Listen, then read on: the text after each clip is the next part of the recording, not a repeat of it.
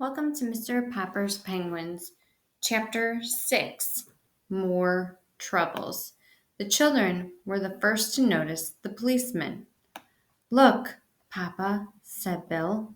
There's a policeman at the back door. Is he going to arrest you? Gawk, said Captain Cook, walking with dignity to the door and trying to poke his beak through the screen. Is this 432 Proudfoot Avenue?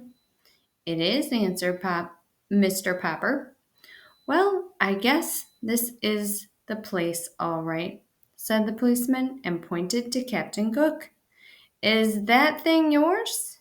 Yes, it is, said Mr. Popper proudly. And what do you do for a living? Asked the policeman sternly. Papa is an artist, said Janie. He's always getting paint and calcimine all over his clothes, said Bill. I'm a house painter, a decorator, said Mr. Popper. Won't you come in? I won't, said the policeman, unless I have to. Ha ha, said Bill. The policeman is afraid of Captain Cook. Gaw, said the penguin, opening his red beak wide as if he wanted to laugh at the policeman.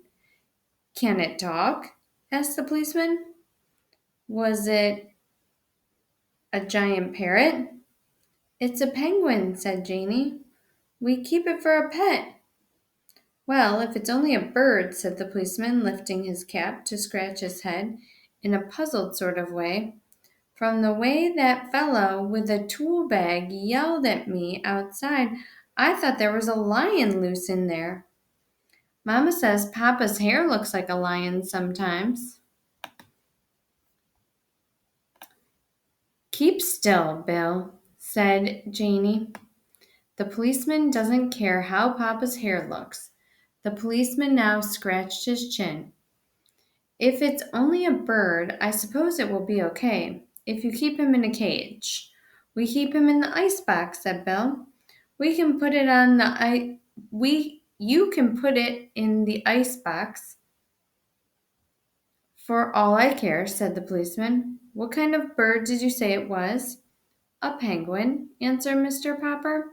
And by the way, I might want to take him walking with me. Would it be all right if I keep him on a leash? I tell you, said the policeman, honestly, I don't know what a municipal ordinance about penguin is, with or without a leash, on the public streets. I'll ask my sergeant. Maybe I ought to get a license for him, suggested Mr. Popper. It's certainly big enough for a license, said the policeman. I tell you what to do. You call up City Hall and ask them what the ruling about penguins is. And good luck to you, Popper.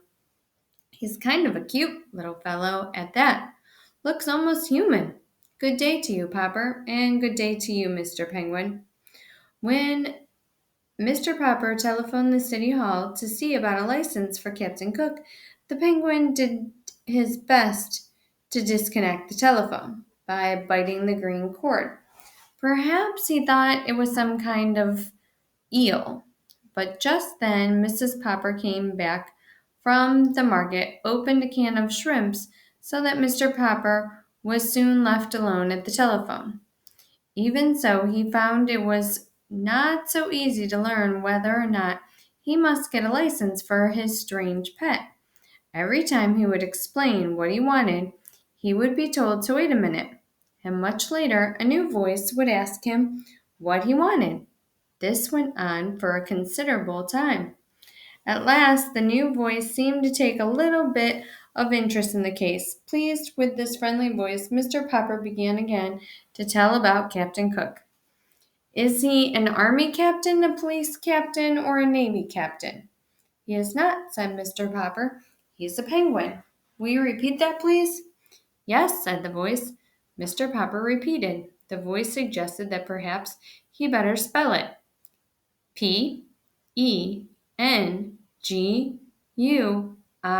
Penguin, said Mr. Popper, penguin. Oh, said the voice, you mean that Captain Cook's first name is Benjamin? Not Benjamin, penguin. It's a bird, said Mr. Popper. Do you mean, said the phone in his ear, that Captain Cook wishes a license to shoot birds?